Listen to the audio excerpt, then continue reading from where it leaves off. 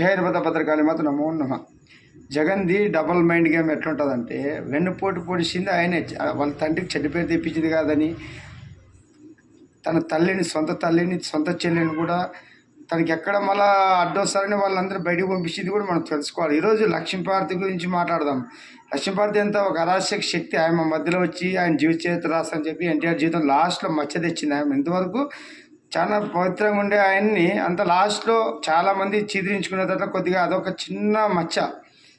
ఒకవేళ ఆ రోజు రామారావు గారు మళ్ళా పార్టీ చంద్రబాబు డైరెక్ట్ పోలేదురా, పార్టీ ఇచ్చి ఆయన చేతిలోకి వెళ్ళిపోతుందని అందరూ కలిసి నిర్ణయం అది. ఇది తెలియకుండా గతంలో మన ఇప్పుడుండే యువకులకి ఏం తెలుస్తుంది? వెన్నుపోటు అంటే ఇప్పుడు చూపించాడు మన ఆయన.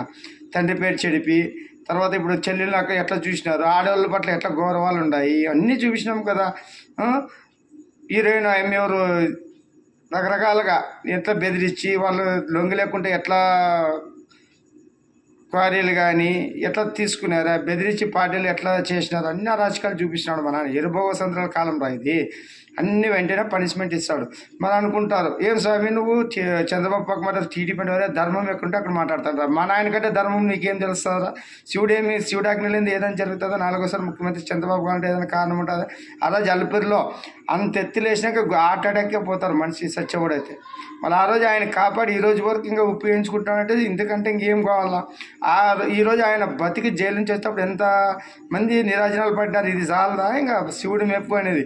మళ్ళీ అదే మీరు మెచ్చిన నాయకుడు 5 ఏళ్ళు కంప్లీట్ అయిన 6వ సంవత్సరంలో ఎందుకు ఆయన కాపాడలేకపోయినాడు భగవంతుడు? ఎందుకు ఆయన అంత దుర్మరణం పాలండి? అదే తెలుసుకోవాలి మనం. ఇవన్నీ తెలుసుకుంటూ ఊరికే మాట్లాడద్దండి. ఈ రాజకీయం మాట్లాడేది నేనే, కర్మ సిద్ధాంతం చెప్పేది నేనే,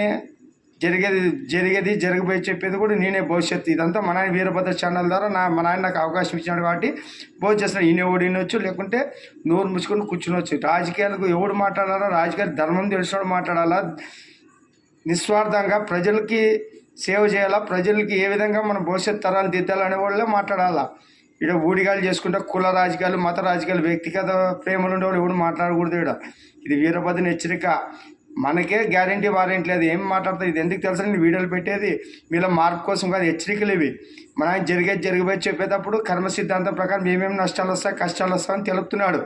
మీ శరీరం ఎందుకు రోగాలు ఎక్కువవుతున్నాయో తెలుసా? మాంసం తినడం వల్ల. ఒక జీవన సంపద తింటే అవసరం తగులుతుంది. రెండోది, ధర్మాలు పాటించకుండా పాటిస్తే వానికి పనిష్మెంట్ ఉంటుంది. ఈరోజు నువ్వు ఎందుకంటే ధర్మంలో కోరలను పట్టుకొని ఎట్లా నలిగిపోతారో పెద్ద భీష్ముడు అట్లా వాళ్ళు, మీరు కూడా సరైన నాయకుని ఎన్నుకునేదానికి చేసుకోవాలా. ఇంకా రాను మీలో ఇంకేం లేదు, మీరు గొర్రెలాగా అమ్ముడిపోతున్నారు. కాబట్టి మన ఆయన వస్తున్నాడు, వీరభోగ సంతానం వచ్చి దుష్ట శిక్షణ